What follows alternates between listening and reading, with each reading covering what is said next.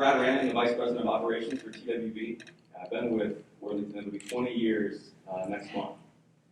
So what's interesting about my time at Worthington, so I interviewed just prior to September 11th in 2001, and Worthington went on a hiring freeze, and essentially I wasn't brought on until December, so I was one of the first employees brought in after September 11th, and just going through that whole.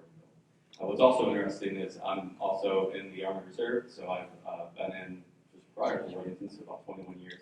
And I deployed twice to Iraq while being deployed at Worthington. And I say all that because that's the type of company we work for. They supported me 100%, my family while deployed, and I couldn't say enough about the company that we work for and how that philosophy rings true from the top down and the bottom up. So actually, I started in steel finance is how I started at Worthington. After I interned there for several years while at Ohio State, and then went into inside sales. I actually worked with receivers in cylinders inside sales. It was my first full-time job with Worthington. Did that for several years. When I came back from my first deployment, I joined a steel group in inside sales and moved up to Delta, Ohio. From Delta, I moved down to Louisville, Kentucky, became a territory manager in the Louisville, Kentucky area. And then around that time, a few years after that, is when we started the transformation with McKinsey, and we brought an internal team in place.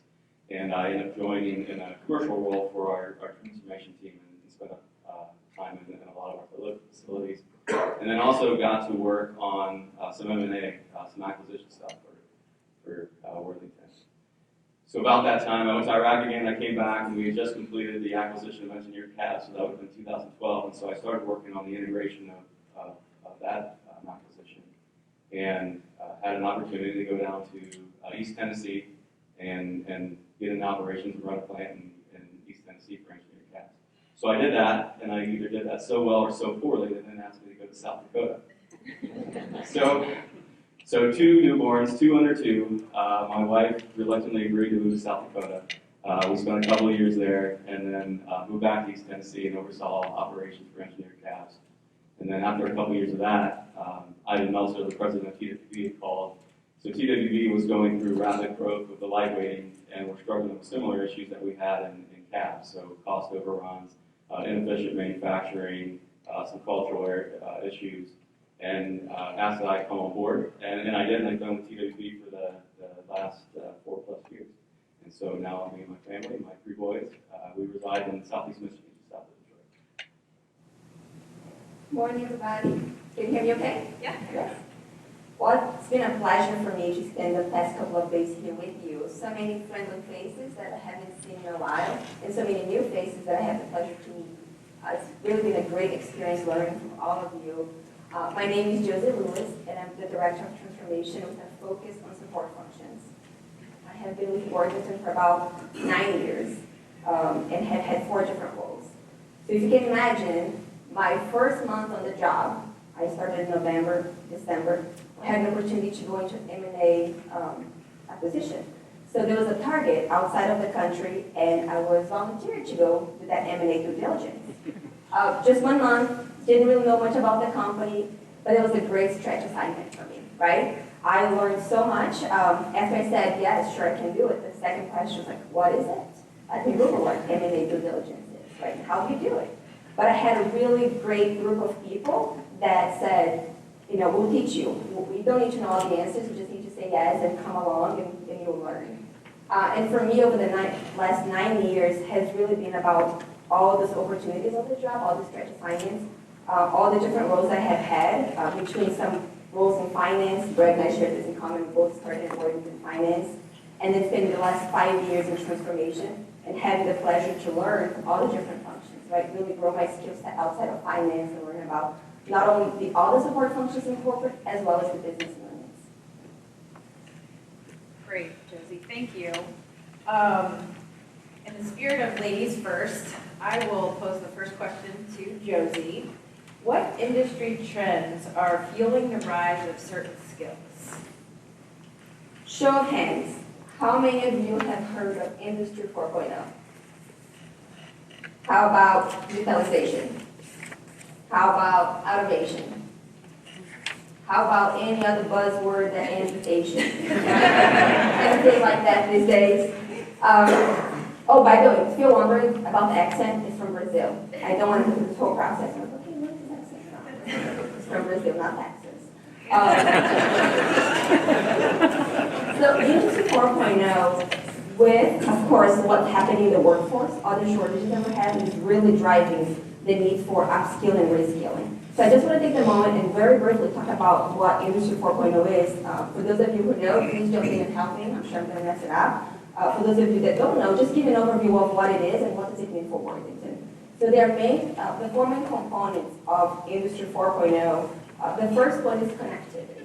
So not only having data, but having data that connects, right?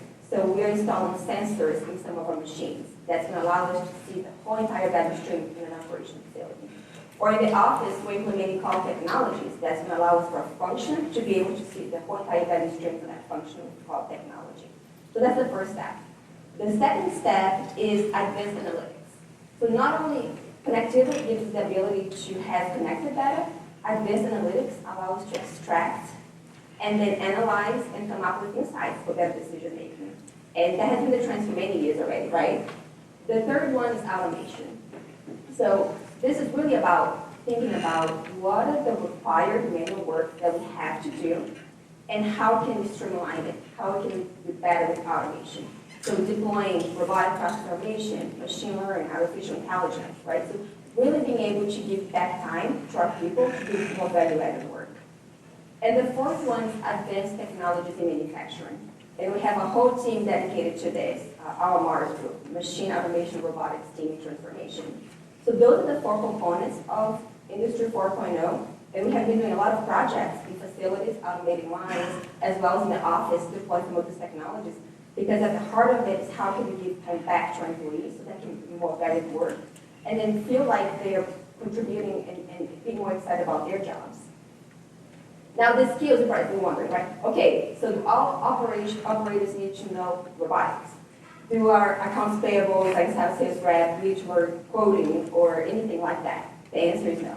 You can breathe now. The main skills for the future is what we have been talking about here for the past days. It's about the competencies. Those are the human skills that's going to allow us to maximize the potential alongside with technology. And at the heart of it is going to be flexibility and creativity, right? This is what we can unlock our potential to do. The next one is problem solving. How can we improve our capabilities? How can we identify problems? How we can quickly solve them? And the last one is emotional intelligence. So how we can work together to solve problems with technology and using our emotional intelligence to be aware and be able to build good relationships with one another. I just want to give a quick example here. So being that we're from finance. A few years ago, when I started my career in accounting, I would spend a lot of hours just gathering information, to be able to do one journal entry. At the end of the month, it was a very painful process. So through technology over the last few years, we have deployed something called Blackline. Corey, you can talk about it, right? You're an expert in this.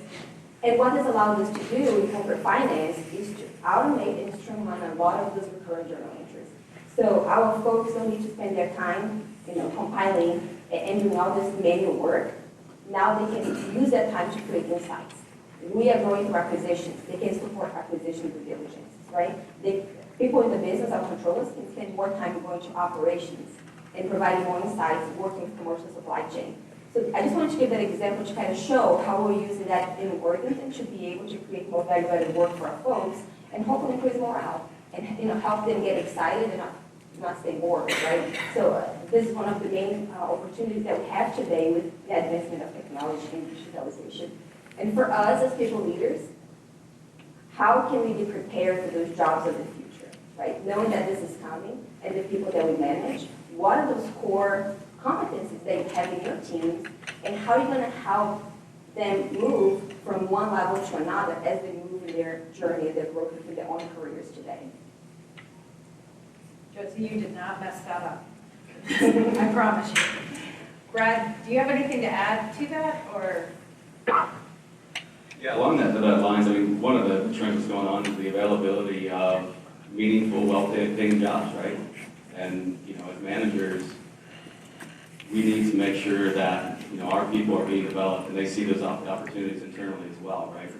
And one of our most important jobs is to be able to see that path, and we'll talk about more of that this morning. I know it's been a topic of conversation this week, but, there's the old adage, right, that, people don't leave companies, they leave their manager. Yeah, that's true to some extent, but they also leave for good opportunities, and they're out there. Creating those opportunities within our company, within your team, giving people stretch assignments, and helping people figure out how to get there is as key to our role as managers as it's ever been. And I think that's important to make sure that we're having those conversations, because that trend's not going to go away.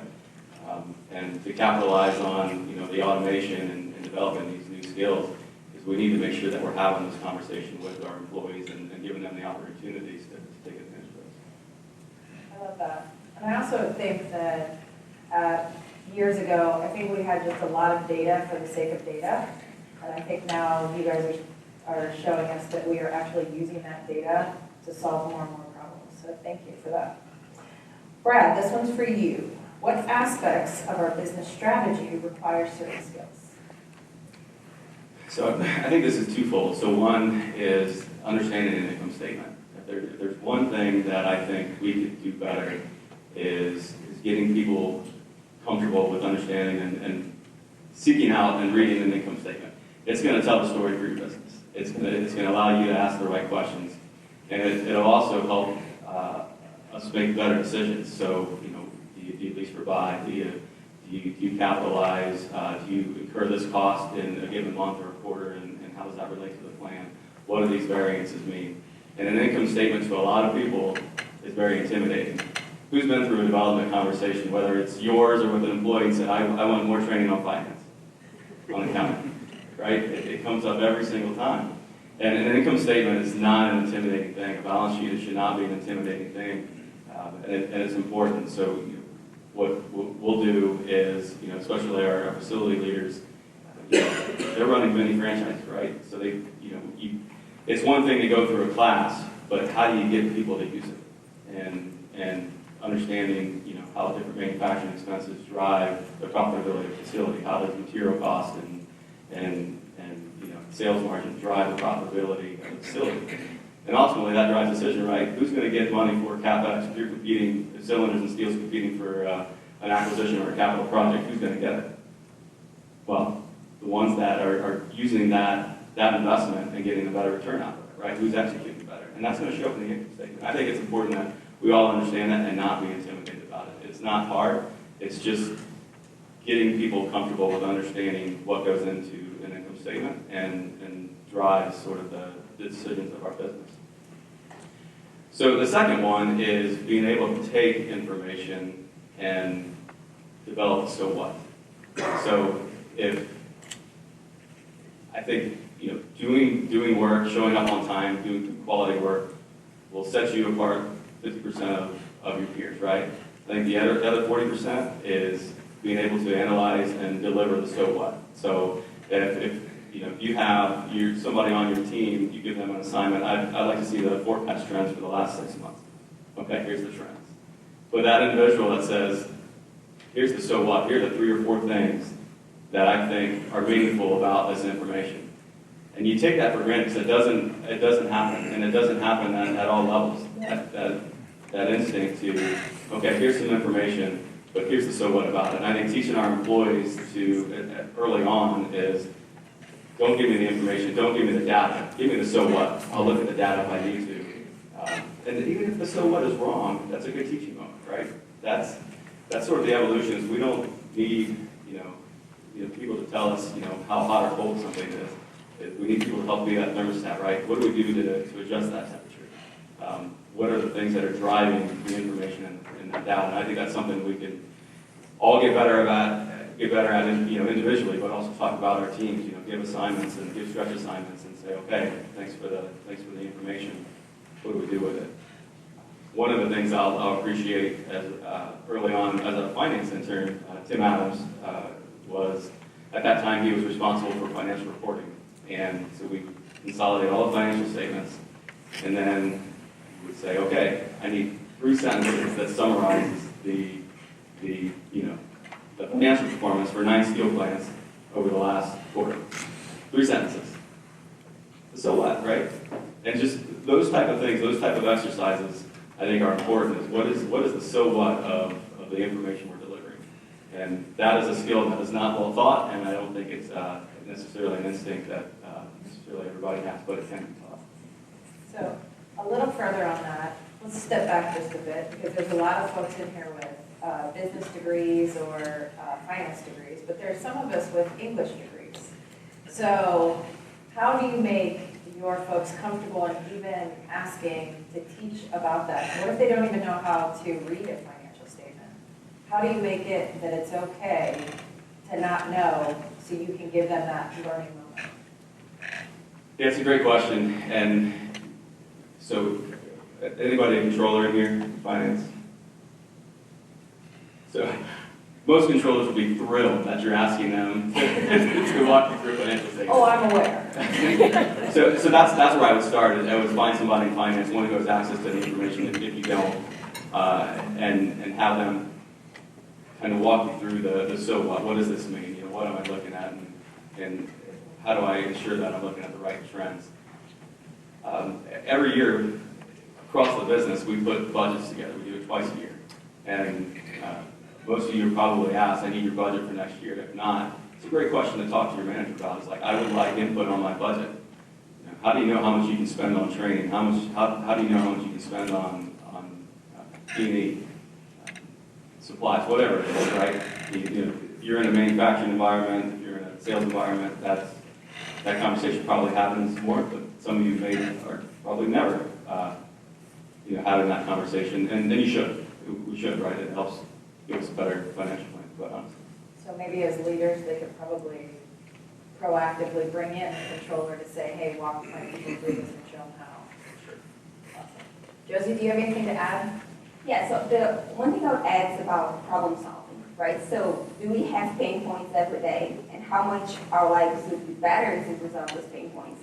So I think along the lines of analytics and starting now, it's empowering everybody who reports to you, works with you, to go and solve problems. In one of the groups that I used to manage a few years ago, we had a really fun challenge, right? So everybody, whether you're a specialist, a team lead, or manager, you could go and you felt empowered to go and figure out your biggest pain point, come up with solutions, and then if you implemented it, you could put your name and then get a prize at the end of this. So we had a really healthy competition about how we can get started on problem solving, that people feel like this is something they can take on. It's not a big, it's not as difficult as it sounds, but really making sure that you scale it throughout the organizations and the people that you manage, that they feel like they can contribute and solve problems with you. Great. And this question is going to come for both of you. What leadership barriers do you face in skill development? I mean, I'm sure the list is long and lengthy, but let's go with the top few. Time and money. That's typically, especially for-profit companies, right? It can be expensive, and it's not always the priority or thought about until it's too late. And again, if you take away anything, it's got to be a priority, right? For all the reasons that we've talked about this week, is whether it's a budget, but it's also understanding of the impact of that training. So at TWB, we have, so first of all, TWB is the best kept secret in Worthington. If anybody ever sees a job posting for TWB, please reach out. We have locations throughout North America, and you speak Spanish, even better. We're in Monterrey and Puebla and Palau, great cities in Mexico, so if you enjoy travel and a good business, I strongly recommend TWB. Yeah. So one of the things we had in TWB, especially in our hourly workforce, the feedback in surveys or just conversations at council was always the same, right? I don't understand my career path. I don't know where to go to be developed. And the other thing that we noticed was that our employees were not progressing through the wage scales. So typically you'll see, whether it's an operator or forklift, maintenance, it's 1, 2, 3, and 4, right? And each of those have different skill sets. And this isn't just a common thing in TWB, it's in Western too, is most of our employees were still in that category 1. So how do you get to 2 and 3? There wasn't an answer. There really wasn't an answer. It was somebody, either you had a merit increase that gets you out of a wage scale, or somebody just thought, hey, we're going to promote you. So we just put together at almost zero expense to the company. We call it today TWB Schoolhouse. We have 12 courses. If you complete your initial entry course, you get promoted. You get promoted to Operator 2. You can do that within 6 months. You have to complete it within 2 years. What does that also do? Well, it also allows us to evaluate the employee, right? Are they, it's all self-driven. It's called the Schoolhouse. It's got a syllabus. You can get online. There's checks on learnings. There's tests. There's quizzes. There's portions where you have to be observed, actually, doing part of the operation, and who's driven to progress in their career. So it gives people the opportunity. It also gives people the opportunity. I want to be a quality technician. I want to get in engineering or analytics.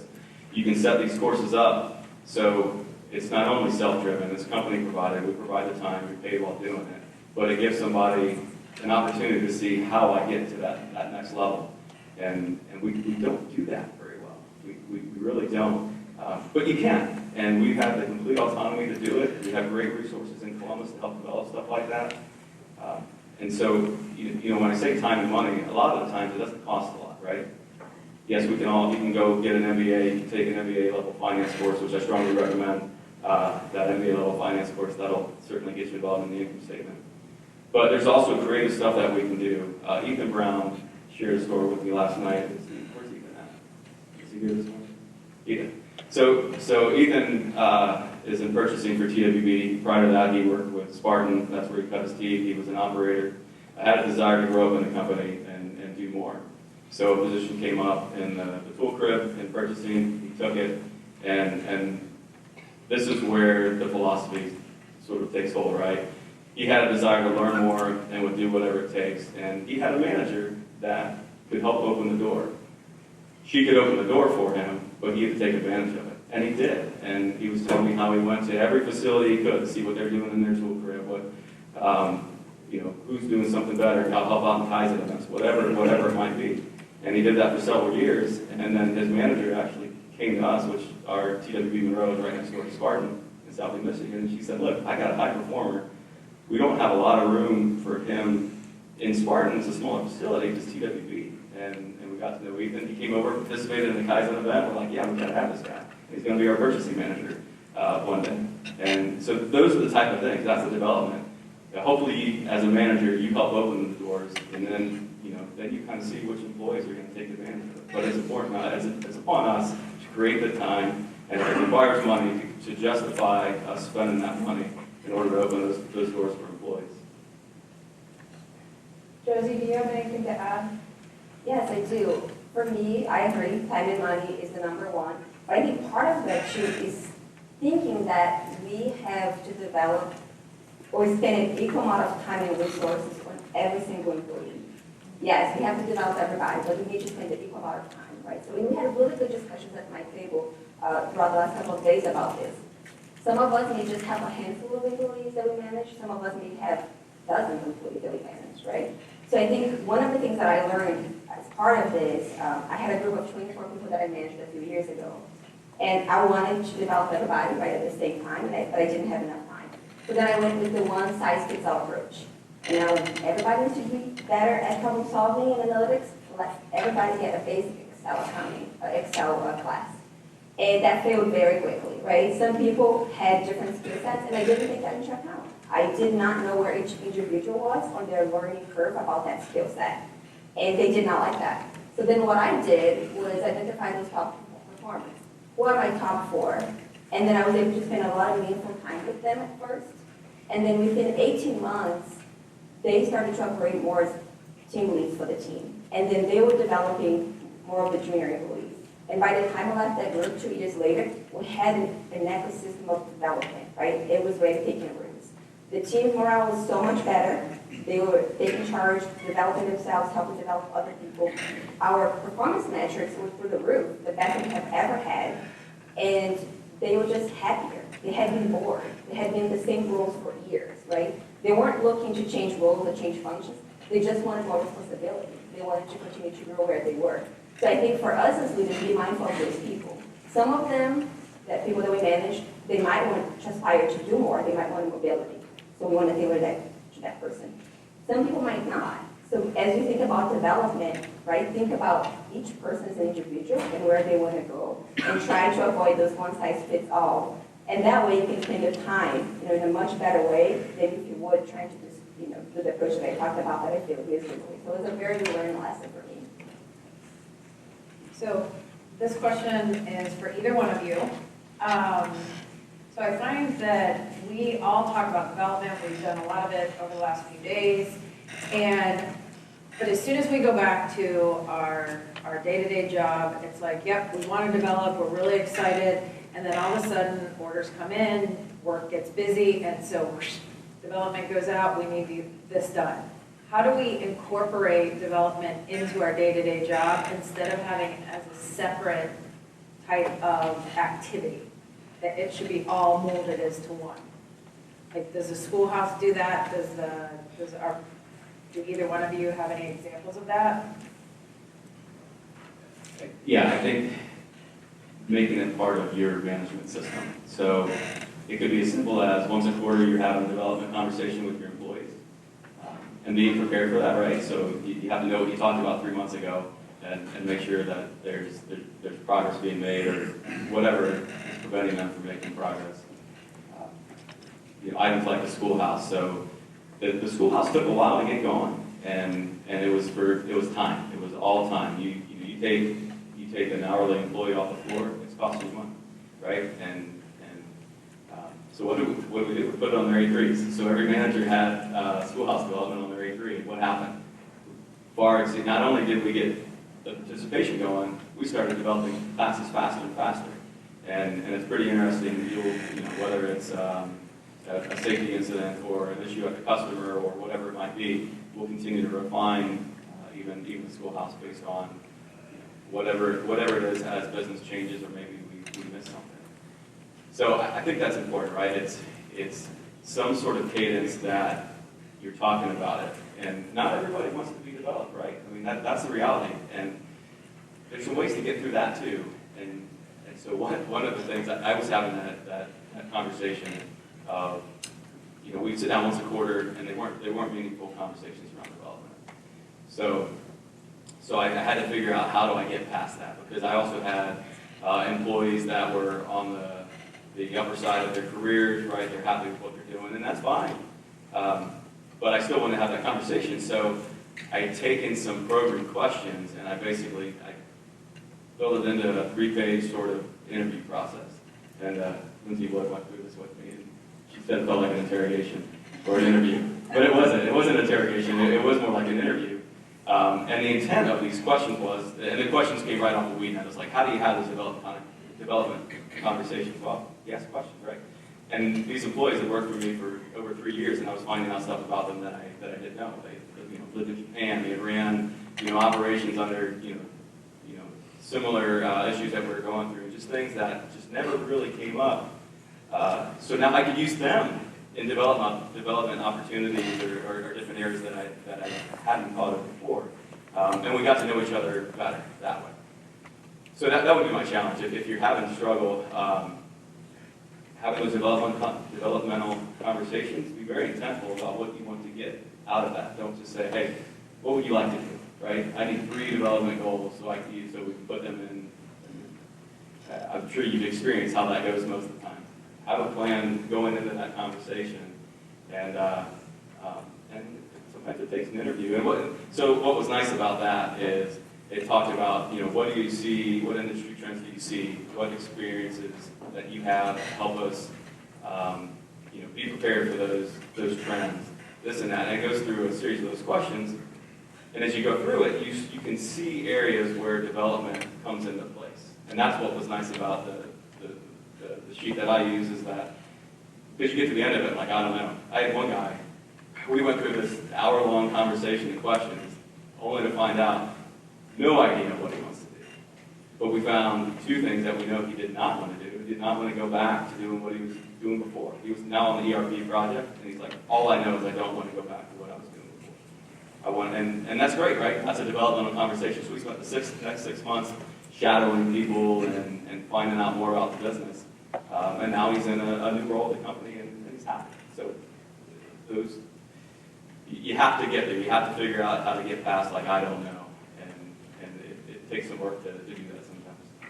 And a shameless plug for my group, talent management has all kinds of tools and resources if you need help with those conversations, especially the competency toolkit has all kinds of magical things that you can use to have those conversations as starting points.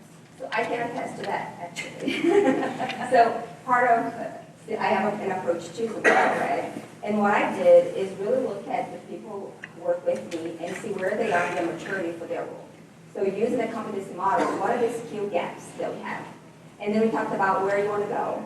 And then we came up with intentional projects that they could do with specific outcomes. So you're thinking about, okay, Chris Ward is one of our team members, and he's fantastic. He's done a really good job managing a lot of transformation projects in finance, but he wanted to learn more. So then we talked about, okay, so how can we give an opportunity to lead a cross-business unit, cross-functional Kaizen or project event that's large in scale, the transportation management system, right? That's one of them. So then we talked about, if you do this, then what? What are the specific behavioral outcomes that we want to see as part of this? So instead of just saying, go do this project, good luck, we talked about as part of this project, this is what we want to be able to see. We want to see your problem-solving skills growing from level 1 to level 2, level 2 to level 3. We want to see your communication skills growing. This is how we grow your communication. You're going to be talking to people at different levels now. You're going to have an opportunity to report out to the business presidents. So I think for us, is how can you start small, right? Having this conversation, schedule time to care for people. That was big for me. You know, go, go, go, go, go. So making sure that you put time on the calendar, and you can call it time for caring for people. Get that first conversation going, identify those skill gaps, and then come up with a plan together in partnership. Where does this person aspire to be? Where do they need to be, their own current goals today to get to the next level? And then from there, start scheduling those calls and have them, you know, on a regular basis, you know, quarterly, whatever makes sense for you. And at my table, you know, Chuck had shared a really good example. He is in operations, right? And they're very busy all the time. So he just has time on the job, 15 minutes, you know, every day, working with different people and finding opportunities. Just bringing them along. You know, I have a high performer. I want to be able to show them how to do these extra skills. Let me bring them in if they're having a slow time. So be intentional and schedule that time. And from there, it's just going to take root. And I think being intentional, also what Brad said is, you know, if it's on your A3, if we're being measured on it and you're being held accountable, it'll probably happen. So I would highly suggest that as well. What immediate goals can our managers focus on starting today or today? Either one of you? Yeah, so, you know, the conversation that we just had, I think the other important element of this is focusing on you and self-care. And you know, we have an A3 for work, right? We have 3 to 5 to 6, some probably 12 or 13 goals on your A3, right? You should have, you know, 4 to 6 goals. Do that for yourself, right? Do something every year that's, you know, improving your mind, your body, your soul. And that's going to make you a better manager. That's going to make you certainly probably more valuable to your family and certainly the team at Worthington. But focus on you. And also have that conversation with your employees. That could be part of your development conversation, and it should. And, you know, we're coming up on the new year, right? And I can show you my 5 goals. I keep it on my phone. I set 4 to 6 goals, and it always has something to do with, you know, being healthy, some personal goals between, you know, my wife and I, and then always something for my kids, right? My one this year was teaching our 5-year-old how to ski, snow ski, and how to ride his bike. And we knock both of those off. And then, so we'll typically have some goals like that. And make them stretch goals, right? It's all part of the fun, and just be accountable to it. So that would be my one challenge is, you know, stay focused on what you need to accomplish here, but be as focused on you and your family. And you have to be well physically, mentally, emotionally, for you to, be able to perform here and for your team, and then have those conversations, those developmental conversations around personal growth with your employees. They may not want to share, they may want to share some. They do, they don't. Lindsay wants to backpack Europe. That's not a year one goal. It's part of our goal. But we have that conversation in the development conversations. And guess what? If you can help make it happen, how awesome is that? That's when you get to that dream manager, right? That's a manager that they'll remember for the rest of your life. You can help them take care of not only and prioritize not only the goals here, but also at home. And it kind of helps build that strong relationship. Yeah, just echoing with what he said, some of, and I think you can relate to this, some of, as you think about the leaders they have had and those that have made a bigger impact, you can definitely tell, right? Those who care the most do the best job development, those who develop themselves. So, echoing what he said, making sure that you schedule time, but also make it fun. We talked about this throughout. How can we be creative? We celebrate performance, right? Like, I know some of the groups that I've seen before, every time you complete a project, you go out and celebrate. Or if you're doing a lot of rapid experiments, you're celebrating.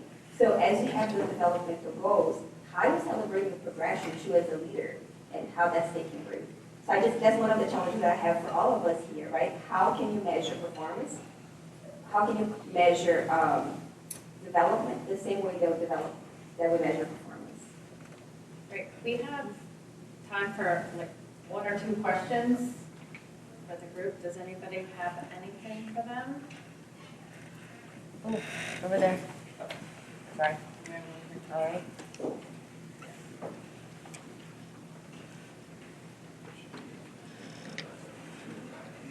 Hey, good morning.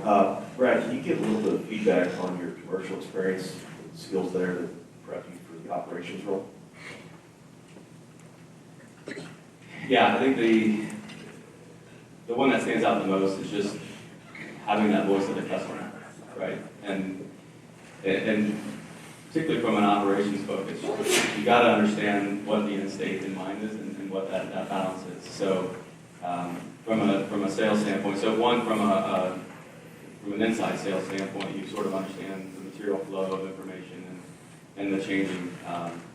But then as a territory manager, being inside the facilities and kind of help understanding what's driving decisions in the plant. So it helped me from that point going into operations, but certainly being operations is you have to be well-rounded, right? You have to run the business, and sometimes you do things that may not be good for your operational efficiency, but it's what the customer values.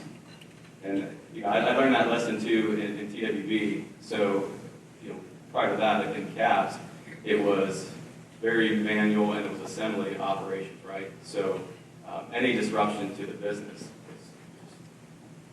tenfold into the plant. So any change in demand, any change there, disruption in the supply chain, it really disrupted the facility. So coming into TWB, where we laser weld blanks together at a very high rate, our cycle times, 8 to 20 seconds, depending on the part. So I wanted to put some of the same things in place, right? Be very disciplined around what the schedule, sticking to that schedule, sticking to our run times, producing only what the customer will take. And it took me a little bit, but what I finally figured out is what our customer value is not having, the inventory on the floor, is being flexible. And guess what? TWB is exceptional at being flexible to our customer demand. And we have grown even in the last 3 or 4 years where our competition isn't as flexible and they don't execute as well as TWB. So rather than being very stringent around our changeover wheel and our schedules for the next 48 hours of the week, we're flexible. And we're proud of that. And our customers love it because of that. And we take orders from competitors all the time because of our flexibility and the way we execute.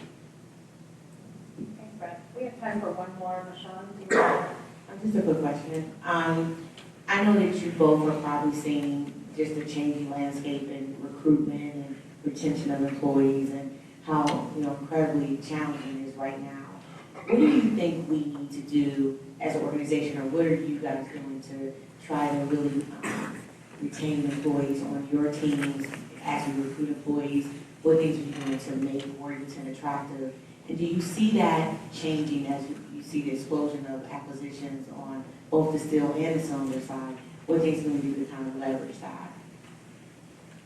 I think Mark and Kimberly said it best on Monday, if you guys recall, right? So I was just going to recall the stats here.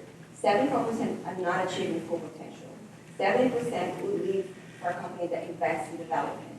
And 37% of employees are more productive if they have development plans. So I think the biggest thing that we can do, walking away from here, is really leveraging all the tools that we have in the development skill set that we took from here, and then make our employees want to stay. They stay for the culture, they stay for Worthington and what it stands for. So really make it intentional about developing and caring for people because they will stick around. I can add one more stat to that. From our engagement survey, 71% of our employees have said that they not only are wanting and desiring development, but they also see themselves developing within Worthington Industries, which is a fabulous number, and in and of itself really didn't mean a whole lot to me until I realized that the manufacturing average is 64%. So our people really not only love Worthington, but they have a desire to grow and develop here. So I think that's going to be our biggest retention tool. Anybody else? I guess we have time for actually one more, and this is the final one.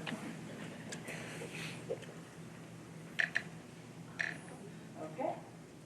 Well, thank you both very much for your time.